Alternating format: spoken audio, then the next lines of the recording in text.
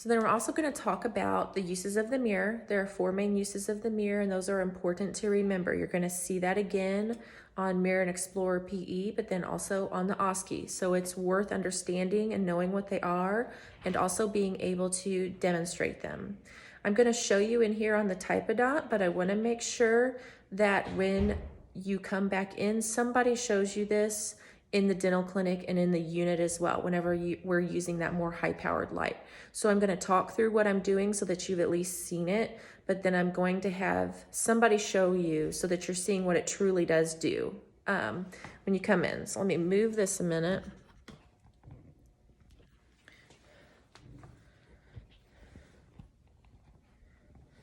Okay, so our first use is going to be indirect vision. So an example is, show me indirect vision on the lingual of number 9.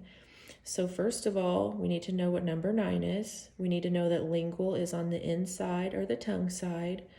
So then what you do is you're establishing your position with your instruments.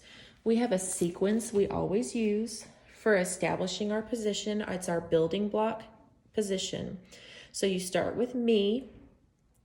And so that means you've got your chair right and your position right. My patient is next, and so that means your patient is laying down where they're supposed to be and their head may be turned one way or the other.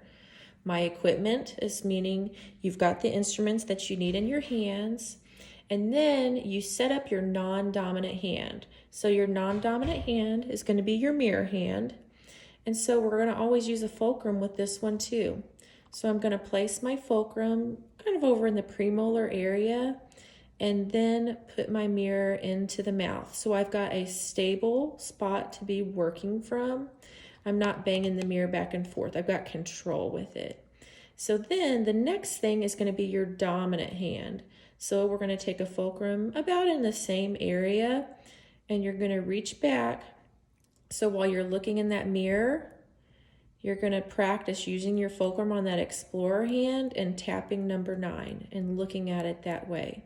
So can you see where we start off with this building block sequence where we're really big, like me, my patient, my equipment, but then it laser focuses into the instrument hand.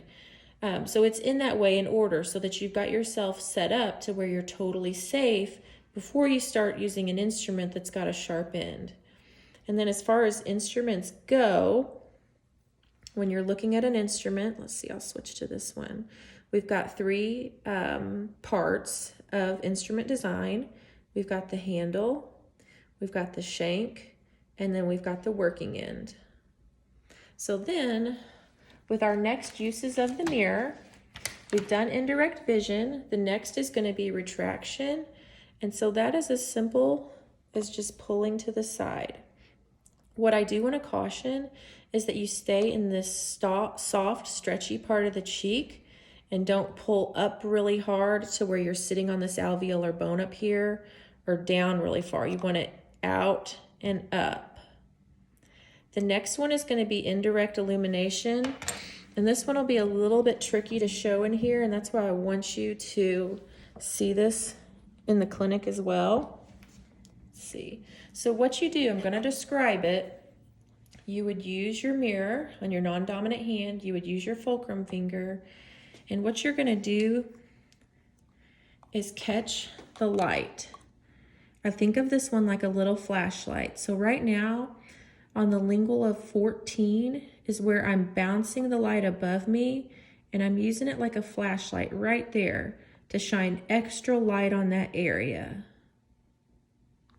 So now, our next use, so that one was indirect illumination. Our next use is going to be transillumination. And so for this one, I've got my fulcrum again. What we do with this is we place it, quite often it's behind those anterior teeth.